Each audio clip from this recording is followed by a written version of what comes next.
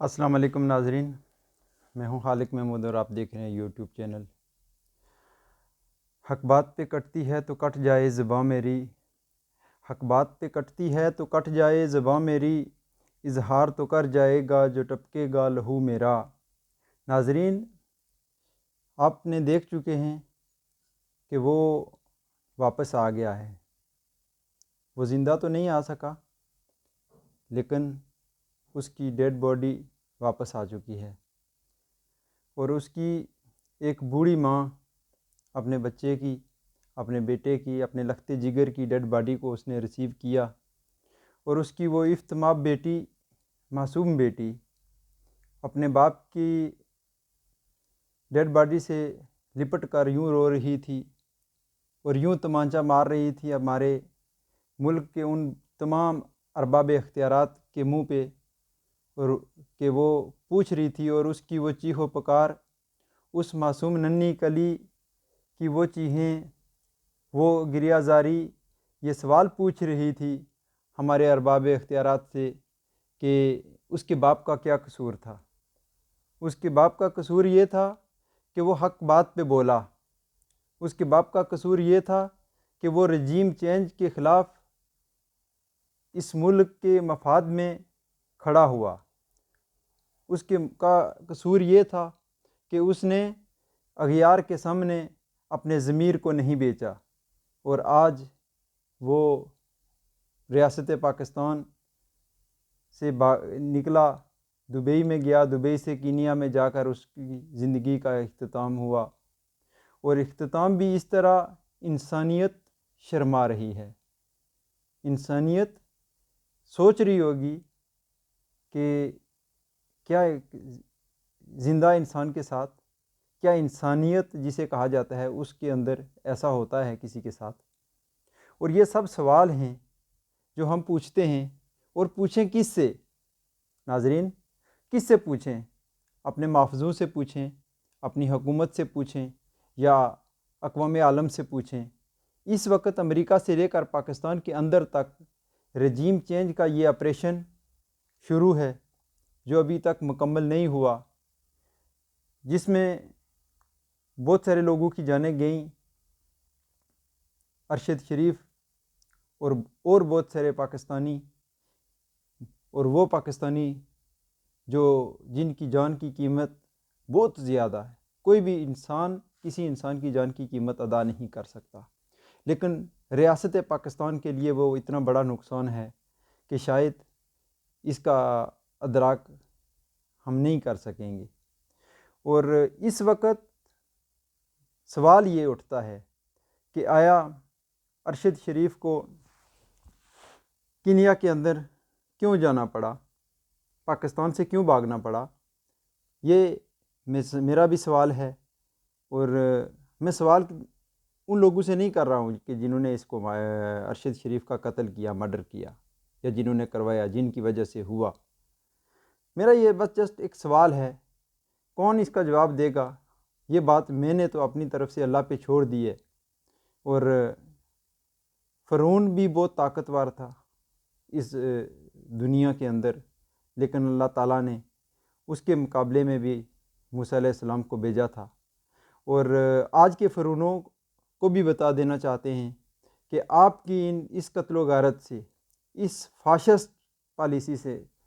کبھی نہ ہم جھکے ہیں نہ جھکیں گے۔ ارشد شریف کی شہادت نے ہم میں ایک اور جذبہ پیدا کیا، ارشد شریف کے خون نے ہم میں ایک اور جذبہ پیدا کیا ہے، اور اس کے خون میں اور ہمارے خون میں کوئی فرق نہیں ہے۔ خون وہ بھی سرخ تھا، خون یہ بھی سرخ ہے، اور انشاءاللہ اگر ضرورت پڑی تو میں ان لوگوں سے کہتا ہوں کہ اگر آپ کو اور بھی خون کی ضرورت ہے تو ہمارا بھی حاضر ہے، جب چاہے آپ لے سکتے ہیں، اور ہم اس ریاست کے لیے، اس عوام کے لیے، اور فاشسٹ امریکہ اور اس کے اعلیٰ کار، چاہے وہ پاکستان میں ہیں یا کہیں بھی ہیں، تو ان سے بھی کہتے ہیں کہ ہم آپ کی اس فاشسٹ پالیسی کے سامنے جھکنے والے نہیں ہیں، اور ارشد شریف کے خون کو کبھی رائے گاں نہیں جانے دیں گے، اور ہم بھولیں گے نہیں اس کو۔ آپ خود کو چاہے محافظ کے ہیں، مجھے نہیں پتہ آپ کس کے محافظ ہیں، میں نے پچھلی ویڈیو میں بھی بتایا تھا کہ آپ محافظ چوروں کے ہو سکتے ہیں، آپ محافظ ڈاکوؤں کے، قاتلوں کے ہو سکتے ہیں، لیکن آپ اس ملک کے اور اس عوام کی محافظ کبھی نہیں ہو سکتے۔ اور اللہ کا شکر ادا کرتا ہوں کہ آج اللہ تعالیٰ نے آپ کے چہرے کو بے نقاب کیا ہے۔ اور یہ سوال بھی پوچھتا ہوں آپ سے، اور یہ جواب آپ نے دینا پڑے گا کہ آج آپ لوگ سب لوگ مذمتیں کر رہے ہیں، ارشد شریف کی پاک دامنی کی گواہیاں بھی دے رہے ہیں، کیا یہ چیزیں آپ کو اس وقت یاد نہیں آئی جب آپ نے اس کو ARY سے نکلوایا، جب آپ نے اس کو ملک میں جان سے مارنے کی تھریٹس دیے، وہ بھاگا، دبئی میں گیا، دبئی تک بھی آپ نے پیچھے کیے، اور اس کے بعد وہ وہاں سے نکلا اور کینیا میں جا کر آپ کے ایجنٹوں کے ہاتھوں قتل ہوا، اور اس کی زندگی کا یہ سفر تمام ہوا۔ اور آج اس کی بوڑھی ماں یہ سوال پوچھ رہی ہے کہ اس کے بیٹے کا کیا قصور تھا، اور اس ارشد شریف جس نے اپنے بھائی کو بھی دفنایا، اس ملک پر شہید ہوا، اور اپنے باپ کو بھی۔ تو اس لیے میں پاکستان کی عوام سے پرزور اپیل کروں گا کہ پاکستانیوں، یہ وقت ہے قربانی دینے کا، یہ وقت ہے زندہ قوموں میں اپنا نام لکھوانے کا۔ اگر آپ ڈر کے، اگر آپ جھک گئے ظالموں کے سامنے، تو یاد رکھنا کہ آج کے بعد کوئی ایسا شخص نہیں آئے گا جو آپ کو لیڈ کرے گا اور ظالموں کے سامنے آپ کے حق کے لیے کھڑا ہوگا۔ اس لیے تمام پاکستانیوں سے گزارش کرتا ہوں کہ حق کے لیے کھڑے رہنا ہے، ظالم جتنا بھی ظالم ہو اس کے لیے یہ سینے کم نہیں پڑنے چاہیے۔ میں کل ایک ویڈیو دیکھ رہا تھا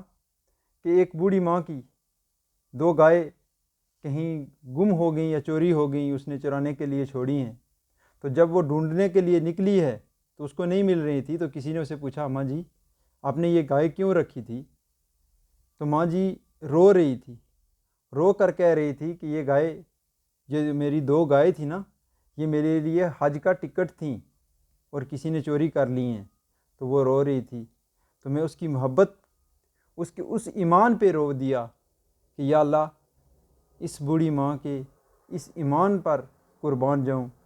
کہ جو تیرے لیے، تجھ سے ملنے کے لیے یہ تڑپ رکھتی ہے، اور اس نے کا ایمان بھی یوں تھا کہ میرے رب نے چاہا تو وہ میرے ٹکٹ مجھے واپس ملیں گے۔ تو میں آج ان قاتلوں سے بھی یہ گزارش کرتا ہوں کہ آپ کے پاس تو اتنا مال و زر ہے، دنیا کے ہر ملک میں آپ کی پراپرٹیاں ہیں، اور آپ کے پاس اتنا مال و زر ہونے کے باوجود بھی ٹکٹ میرے خیال میں جہنم کے ہی ہیں۔ لے لیں ٹکٹ، لے لیں پراپرٹیاں، بنائے لیں اثاثے، اور اس ملک کے محب وطن لوگوں کو قتل کریں، اس ملک کے محب وطن صحافیوں کو قتل کریں، اور اس ملک کے جو خیر خواہ ہیں ان کو ماریں، اور آپ اس ملک کے اوپر قابض رہیں تو آپ کے خلاف کوئی نہیں بولے گا، ایسا ممکن نہیں ہو سکتا ہے۔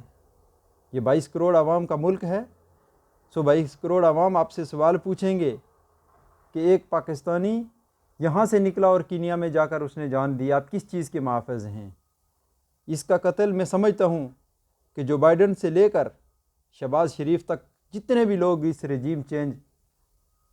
کے اندر آئے ہیں، ان سب کے لیے میں مطالبہ کرتا ہوں اقوام عالم سے کہ ان سب کے خلاف ٹرائل کر کے ان کو پھانسی کے پھندے پر لٹکایا جائے۔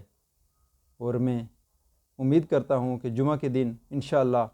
عمران خان صاحب لانگ مارچ بھی کر رہے ہیں، اور اس قوم سے بھی اپیل کروں گا کہ اس شخص کا ساتھ دیجئے۔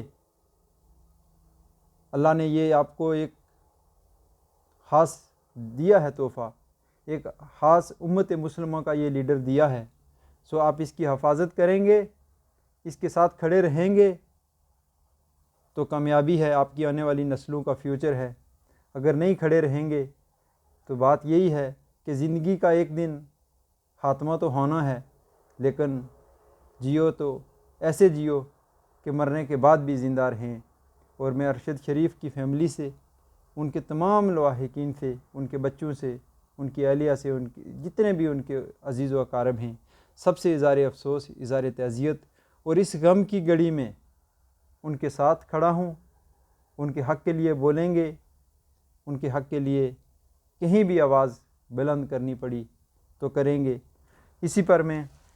آپ تمام لوگوں سے اپیل کروں گا کہ آپ نے اس حق کے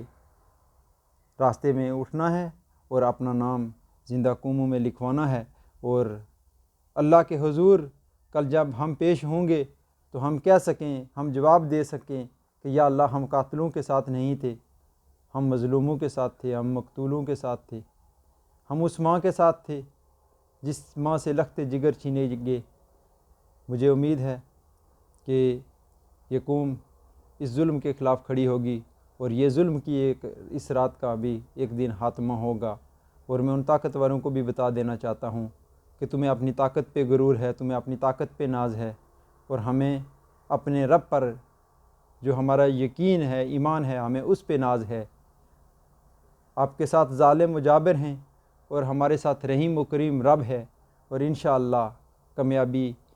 حق والوں کی ہوگی، سچ والوں کی ہوگی۔